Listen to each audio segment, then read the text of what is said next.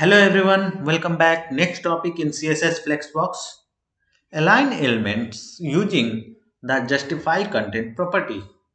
Sometimes the flex items within a flex container do not fill all the space in the container. It is common to want to tell CSS how to align and space out flex items in a certain way. Fortunately, the justify content property has several options to do this. But first, there is some important terminology to understand before reviewing those options. Here is a useful image showing a row to illustrate the concepts below. So let's open the link. In this is called cross size. This is called main size. Cross start from here, cross into here, main start from here, main end to here, cross axis here, and main axis here. And in case flex item 1, flex item 2, and the whole thing is called flex container. So great image. If you want to understand what flex is actually and what terminology we use for that to explain things in the flex, recall that setting a flex container as row places the flex items side by side from left to right. A flex container set as column places the item in vertical stack from top to bottom. For each, the direction of the flex items are arranged is called the main axis.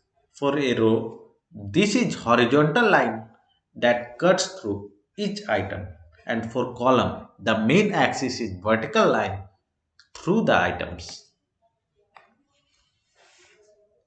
There are several options for how to space the flex items along the line that is the main axis. One of the most commonly used is justify content center, and it is used to uh, bring the content, bring the child items to the center, which aligns all the flex items to the center inside the flex container. Other options include flex start, aligns items to the start of flex container for a row. This pushes the items to the left of the container. For a column, this pushes the items to the top of container. This is the default alignment if no justify content is specified. If no justify content is defined, then it will automatically take the value of flex start, flex end. It aligns item to the end of the flex container for a row. This pushes the items to the right of the container. For a column, this pushes the items to the bottom of the container. Third option, a space between. It aligns items to the center of the main axis with extra space placed between the items. The first and last items are pushed to the very edge of the flex container. For example, in a row, the first item is against the left side of the container, the last item is against the right side of the container, then the remaining space is distributed evenly among the other items. Now, a space around. A space around, similar to a space between, but the first and last items are not locked to the edges of the container. The space is distributed around all the items with a half space on either end of flex container. So, what is the difference between a space around and a space between? Simple difference is in a space between, the items are aligned to the end, means there is no space left on the left side of container, and there is no left a space in the right side of container. Right side of the container of child element. If we flex direction is row. But in case of a space around, every element has uniform space between them, and the space to the left of the left container of child is half a space of the uniform space, and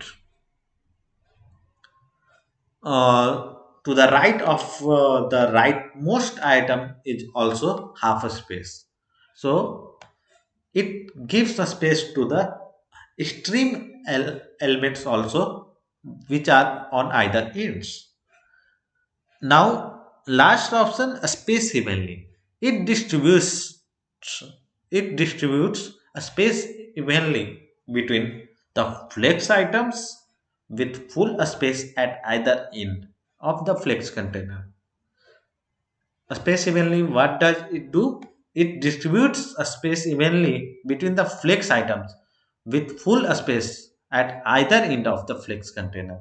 So it gives only the half a space in a space around, and a space evenly gives a total uniform space to around each element, with irrespective of whether the item is in a start, middle, or end.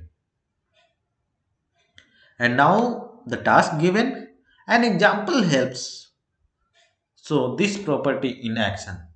Add the CSS property justify content to the box container element and give it the value of center. So we have to use justify content here. Justify content and give it the value of center. And as soon as we did that, the main content will aligned into center, means blue and red, and we can see the space left around both the child element of the flex container. There is a bonus. Try the other options for justify content property in the code editor to see their differences, but note that the value of center is only one that will pass this challenge. So we will have to change that later on. First, start with we have already started with center, so let's change it to flex start, and it brings all to the left side. If this was case of flex direction column, then it would have gone to the top stack. So now let's see for flex in, it should come to the right side, means pushes the items to the right of the container. And what will happen in the case of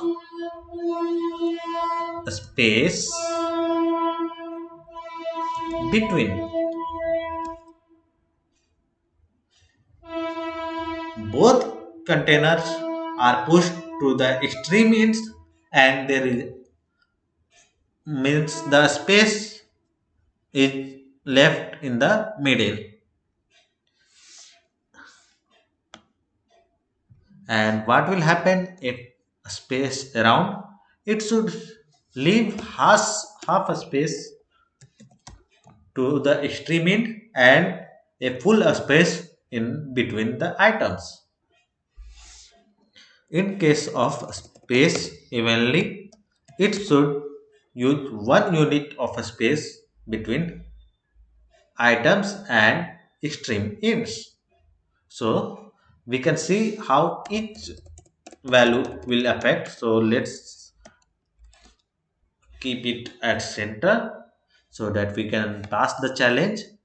And the test case, the box container element should have a justify content property set to value of center.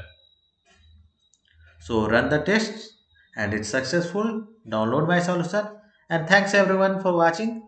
See you in the next video. Till then, bye bye.